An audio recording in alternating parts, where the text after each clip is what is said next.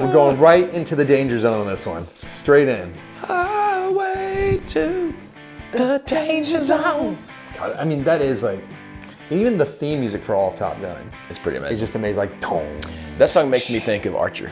You ever watched Archer? The cartoon? Yeah. Of course, who hasn't watched Archer? I was into it hard for like a minute, and then Right.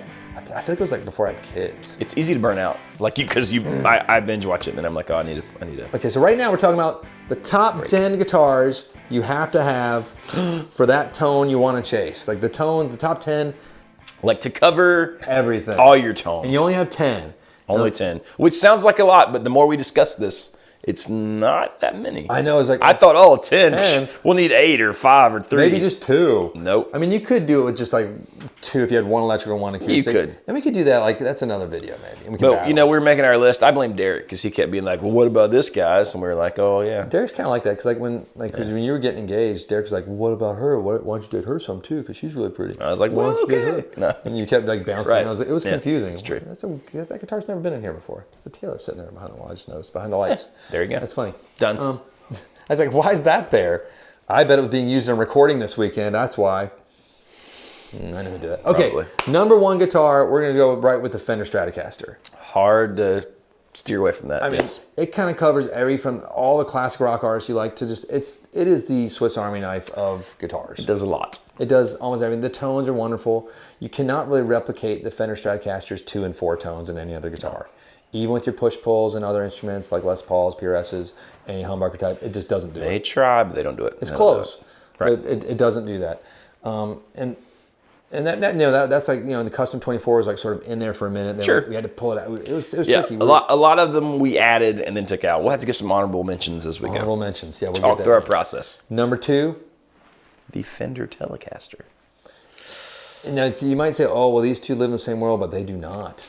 Something about that bridge pickup on a Tele, because bridge pickups on Strats. Totally different. Not as good, but yeah. I love a bridge pickup on a Strat myself. But it's for that Depends rock on and the roll Strat. tone. Right, when you're dirty. That's right. And That's not true. for like even clean, like because I like that sort of television-y vibe. Oh, you like that kind of like, yeah. And it's, it sort of doesn't do the twang and bite of a Tele, but it's got that sort of strange glass that I like. So, but yeah, the Tele. Heard it here. You have to have it. Number 3, obvious one's going first. The Gibson Les Paul. You gotta have a Les Paul. We like Les Paul, SG, like Les Paul. Les Paul. Yeah, because it's the shape, the icon, the sound is different. Right. It's if you want we try as we might with our Strats and Teles to get that sort of woman tone. It just doesn't happen. Gotta have the Les Paul. You forget that only it does it. It's true. I mean, just put that bridge pickup on, cut the tone a little bit. No other guitar does that. Done. You Gibson number 4. 335. Or 345, or 355. Does not matter which ES model you have, you gotta have one. As long as it's red. It's gotta be red. It doesn't have to be red. Dots or blocks. Ooh, yeah. Either way. Either way, fair enough. I like that. I don't know. It has to be that. It can have the baritone switch, doesn't have to. But again, like it doesn't live in that Les Paul world as much. It's different. It lives in that world, but it does something entirely different. It has that sort of airy sound. It accentuates the highs and lows without pushing so much. Yes. And it covers the Jazz Master. It does. Because we're like, the Jazz Master. Right, because we went back and forth, do we need an offset? And that's what we finally settled on. We would just have... I'll take a 335 over if I had to like my Desert Island. Now let's get into acoustics for a minute. Ooh. Number 5, we're going to say the D28 or the HT28. Either one. And this was tricky too, because we were like going, we got to have a J45, a J200, a Hummingbird. Like, no. Then we realized we only had 10 slots. If you had, I know it's like, yeah, definitely J45. And I like the J200 a lot too, because it's got that sort of like great rhythmic sound when you're just whacking along. The D28 can do it. It can do it. And it can do things that you can't do on those. Absolutely. If you need the bluegrass or that accentuation, if you want... The boom. It's just, they're great guitars. They're just good. Now let's jump to number 6.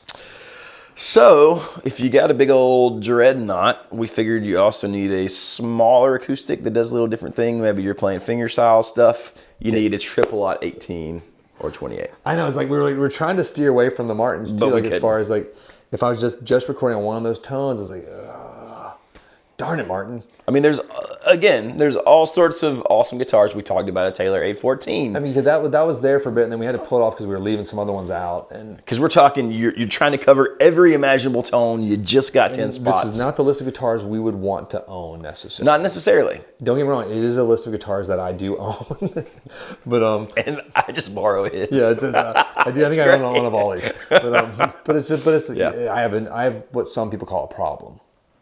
And I think some of you have that problem as well. I like to call it superpower.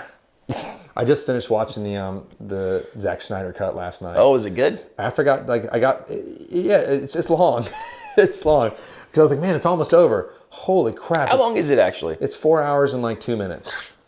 But it feels long too for points. There's a lot of stuff in there. It's really good. Okay. But there's parts with Lois Lane I was kind of like fast forward. I was like, I don't really care. But I just want to get to like the good stuff. Are you going to destroy something? Because if you're not, we're going to keep going. It's over. Like it's over. Oof, that was a big. Then there's an epilogue. I'm like, oh, geez, Louise. There's an epilogue, which is pretty cool. Like reading Lord of the Rings. I was comparing it to my wife because we watched it. But Lord of the Rings is still like if you watch Return of the King, like that still is just magic. It is magic. This is good, but like Lord of the Rings is like because the artwork of the book.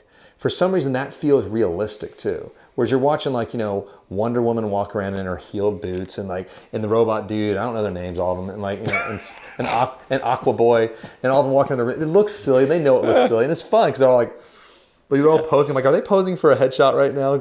Yes. This is part of it. You never know when they're going to make a movie poster. There's a movie poster every scene. Bam. But it's like Lord of the Rings just still crushes them all, and 20 years later. 20 years later. Nuts. Anyway, back to it. So where were we? The triple aught. You gotta have that for not just for finger picking, just the tone is different. Yeah. I would put there's certain I was like Taylor GS Mini can kind of live in there for a cheaper price. It does. It's not the same tone, but man, $500. That's that's my Swiss Army knife of all guitars. Right. I like to punk with people. I'll do that in a recording, and they'll think I'm doing like a D28 or something nice. And I'll be like, nope, it's just a GS Mini. GS Mini. It can do a lot, but if I really have my druthers. Okay, number 7. This is one I think it's sort of not in everybody's arsenal, but probably should be if you're getting the tone. A nylon string. I don't care where it comes from. Nothing else sounds like that. There is nothing in it. It's just what as Derek said, if you want to play the guitar solo to no doubts, don't speak. You have to have it. Which I'm pretty sure I can still hum in my head right now. And that one little cool run. Yeah. It's a good guitar solo. If you can hum the solo, that's sort of our. Especially when you haven't heard it in 20 years. Yes, I definitely don't listen to No Doubt ever. It came on the radio the other day, and I was like, right. I listened to it for the first time because it always comes on. I pass it. I'm just not. It's one of those things I'm just not really. I don't really want to relive that. No. Whereas it's a moment in time. But when Third Eye Blind comes on, it's like, yep. I'm a jumper all the time. Yeah. Send me jump cut. It's like, oh my, every song is great. It's like, it's true. Every hit, it just makes me. Pretty fantastic. As the younger kids say, those songs slap. Duh. I almost threw up inside saying it. There you go. Okay, number 8, give it to us. The Gretsch 6120. Gotta have a Gretsch. Because we were thinking Gretsch. You gotta have a Gretsch because it has that sound that lives above the Les Pauls, it lives above the Strats and Tellys, it sits on the mix. Which Gretsch would it be? The 6120. Yeah, that's what we came up with. Good old Chet Atkins. Gotta be orange. It should be orange. I have a green one somewhere. There it is over there. See, barely counts. It's an anniversary special. It's not a 6120 necessarily. It's got a shorter scale. It's still a really cool guitar. It is a really cool guitar. I don't play it as much as I should. You should play more. I do love Gretches. It's funny.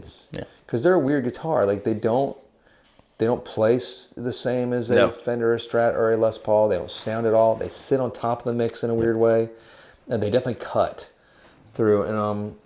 And it does something no other guitar does. The Bigsby is magic on it. I would say so. And that's the only guitar you need a Bigsby on. They're cool on Tellys. They're great on Les Pauls, but you need one on a Gretsch.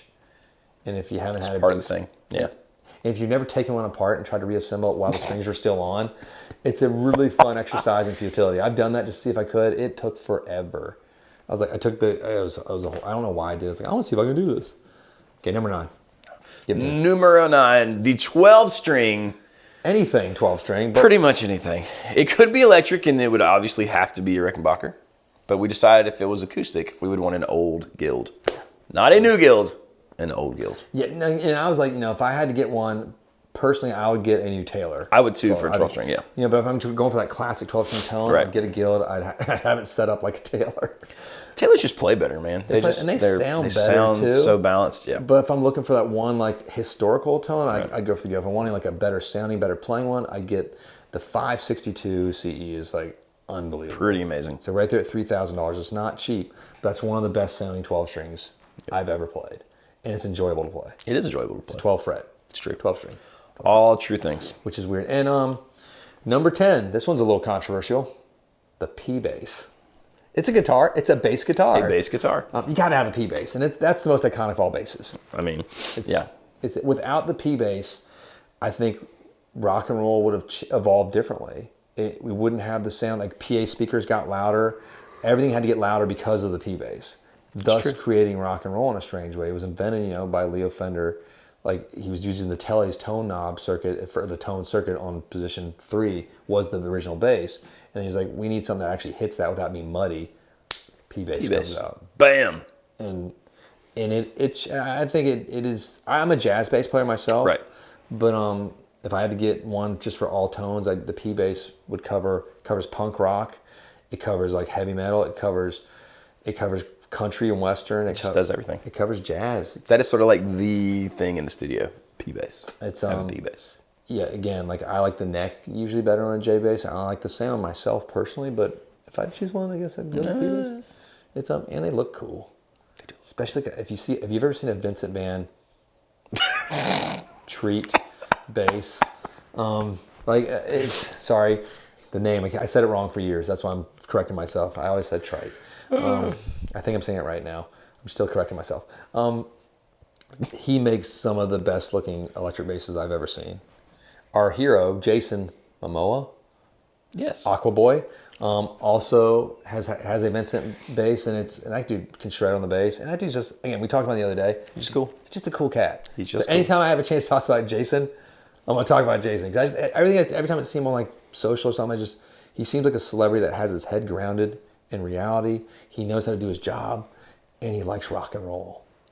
And it's like Keanu Reeves. Like most people don't know, like his band, pretty good band. You probably never listened. I remember like listening to them back in 99, 2000. Jeez, he's a cool cat. Like he's obviously, everyone knows he's cool. I put those two in the same circle. There you go. You know, Jason can play like the public a little bit more, just because that's his thing, and he is the fish man. He is the fish man. And God, I look at him, I'm just jealous that I'm not him. Because he's good at everything. He's talented. He's good looking.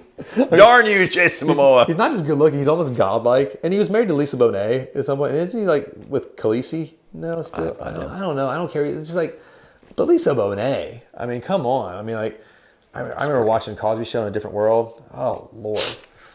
And the prettiest thing ever invented, Lisa Bonet. And like they have children together, and these children are just amazing and gorgeous, and he loves them. Anyway, I'm done with Jason. Sorry, I went on a rant again. There you go. Done. Those are things. So let us know what we were wrong about.